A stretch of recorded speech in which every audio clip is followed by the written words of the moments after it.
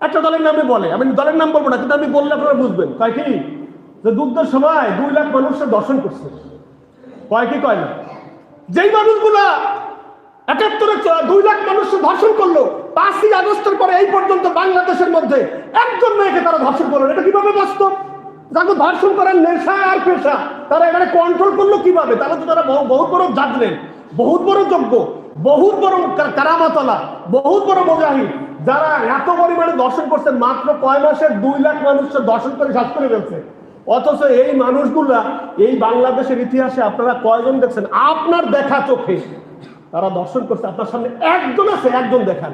আর যারা কোনো দর্শন করে না, একদম তুলসী পাতা, দুধে ধোয়া তুলসী পাতা, তারপরে ক্রিম লাগানো, এই লোকটা কোনো দর্শন করে নাই, কিন্তু প্রতিদিন তাদের নামে ধর্ষণের মামলা পেপার পত্রিকায় আসে না নাই বলে। কি সুন্দর মুখস্থ কথা! আমরাও পাগল, আমাদেরকে বানাইছেও পাগল। মানে আমাদের যা বলে আমরা তাই খাই। এত বোকা যে বাস্তবতার সঙ্গে একটু পরিকল্পনা। আমি আগে একদিন বলছি না, আপনারা চিন্তা করেন, চিন্তাশীল না, বাস্তবতার সঙ্গে আপনারা মিলান না। যে একদিন একটা বললো, আমার বললো বাবা, আর আমি হয়ে গেলাম হাবা। জিনিসটা এমন হবে, আমি বাস্তবতা মিলাবো না। যে যারা 2 লাখ মানুষের দর্শন করে, সেই মানুষগুলোর দর্শন করার এত যোগ্যতা, তারা এতদিন পর্যন্ত দর্শন না করে থাই কিবেন?